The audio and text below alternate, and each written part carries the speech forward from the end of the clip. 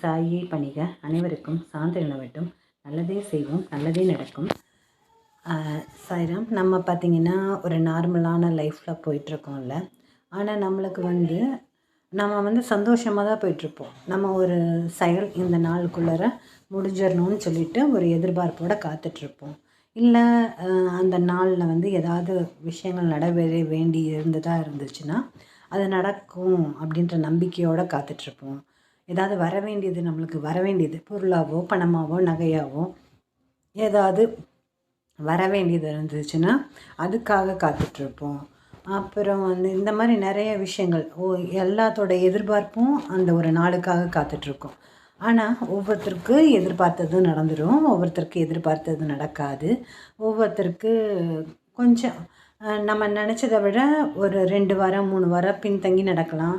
ஒவ்வொருத்தருக்கு 5-6 மாதம் பின்தங்கி நடக்கலாம். ஒவ்வொருத்தருக்கு 5-6 வருஷம் பின்தங்கி நடக்கலாம். ஒவ்வொருத்தருக்கு நடக்காமலேயே போகலாம். அதனால் எதுவுமே எப்படின்னே நம்மளுக்கே தெரியாது, யாருக்குமே தெரியாது.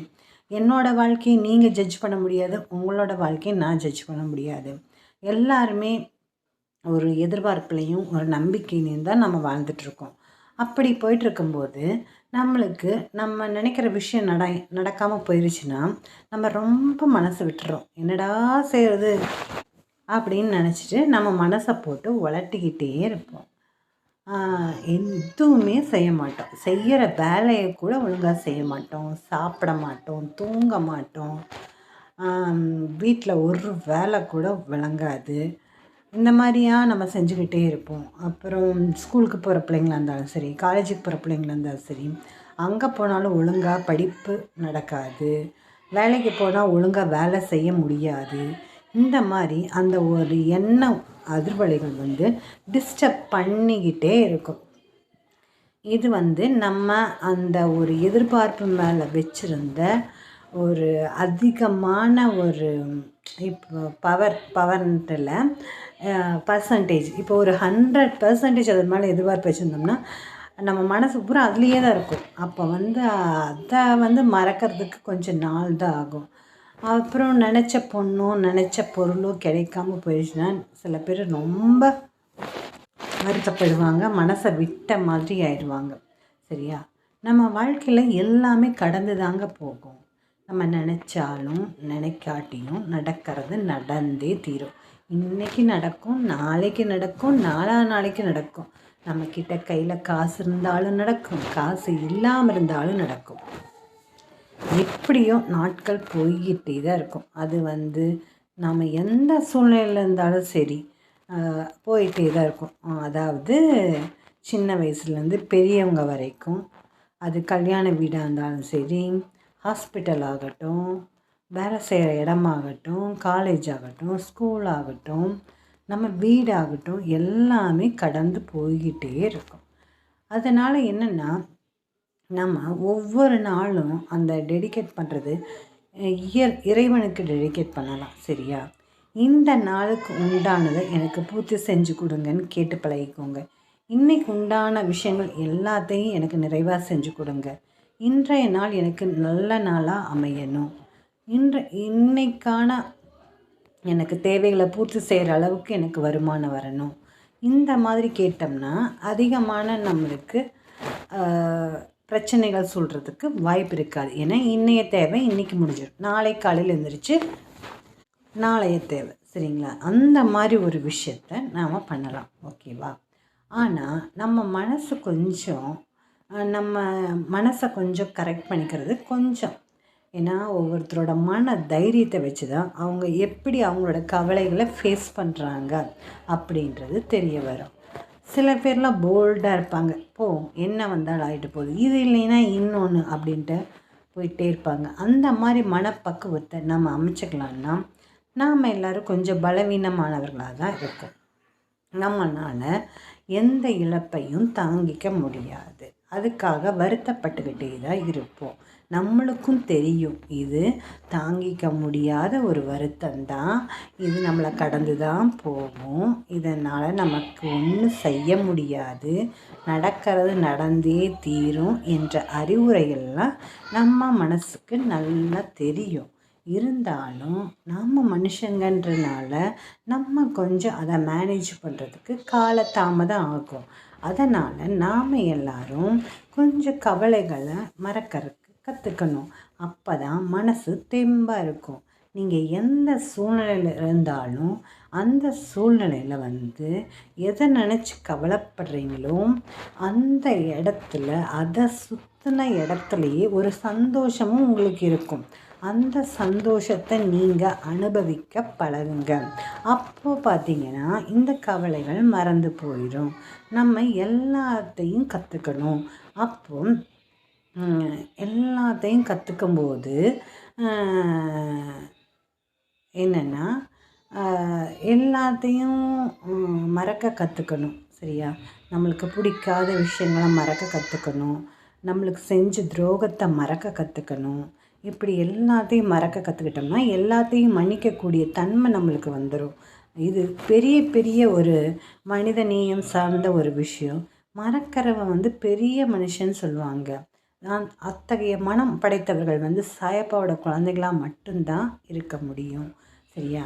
நம்ம எல்லாத்தையும் கற்றுக்கலாம். அதுக்கு முதல்ல கவலையை மறக்க கற்றுக்கலாம். நம்ம மனசை எப்படி பாசிட்டிவாக வச்சுக்கணும், நம்ம எப்படி ஆக்டிவாக இருக்கணும், நம்ம என்ன செய்யணும், அடுத்த கட்ட நகர்வுக்கு என்ன செய்யலாம், 10 நாளைக்கு மனசை ரிலாக்ஸாக இருக்கிறதுக்காக எதை சம்மந்தப்பட்டதை நாம் நினச்சி வருந்தப்பட்டோமோ அந்த விஷயத்தை தூக்கி போட்டுட்டு நம்ம மனசு எதில் சந்தோஷமாக இருக்குமோ அந்த மைண்ட் செட்டுக்கு மாறிடணும்.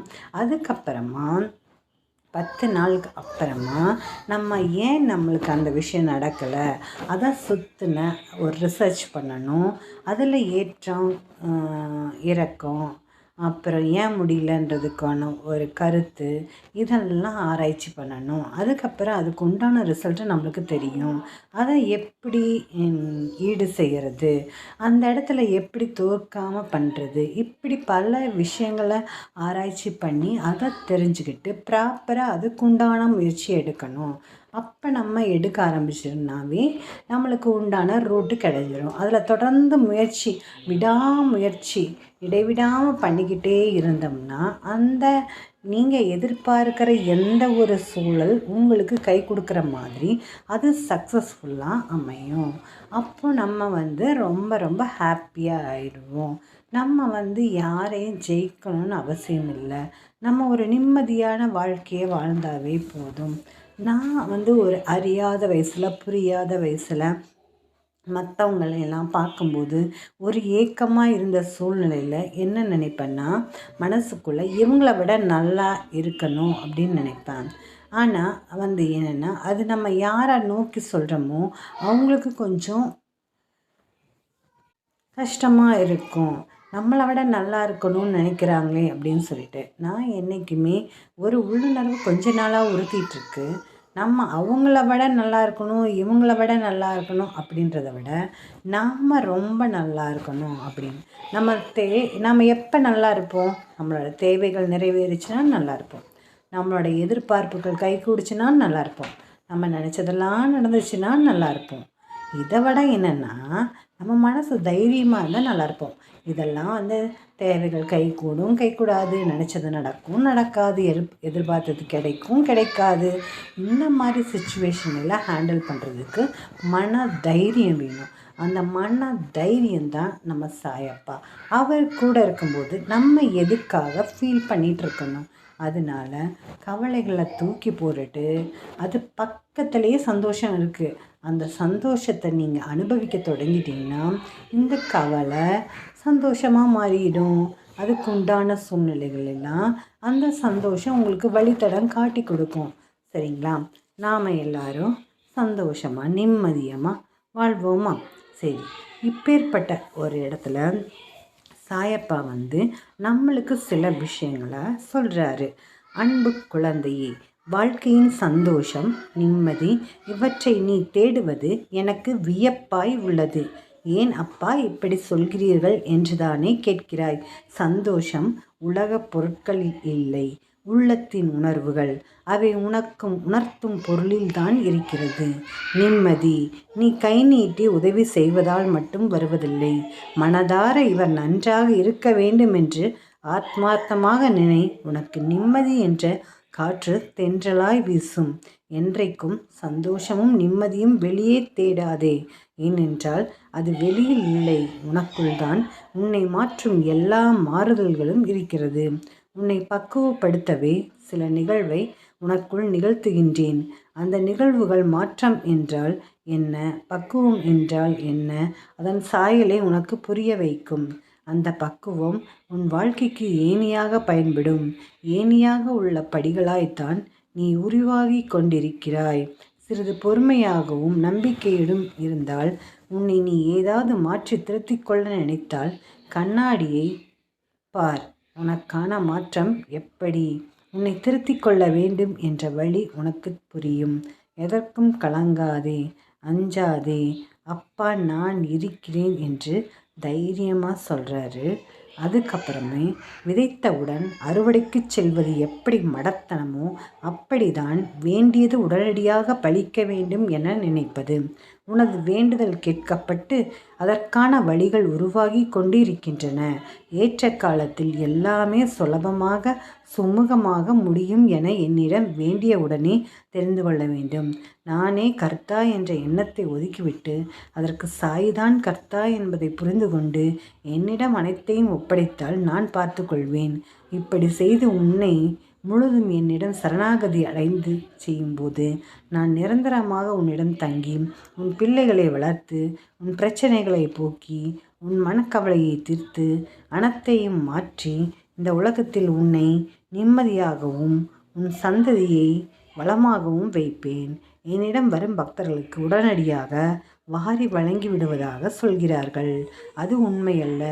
யாருக்கு நான் அனுகிரகம் செய்ய விரும்புகிறேனோ அவர்களை முற்றிலும் பரிசுத்தப்படுத்த அவர்களிடம் தேவையற்றவற்றை பறித்து கொள்கிறேன்.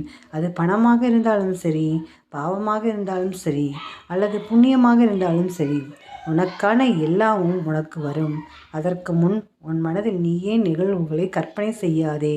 உன்னுடன் நான் இருக்கிறேன், கலங்காதே. என்றும் எதற்காகவும் நீ என் பரிபூரண அருளும் ஆசிர்வாதமும் அன்பும் பெற்ற என் பிள்ளை. ஜெய் சாய்ராம். சாயப்பாவின் திருவடிகளே சரணம்.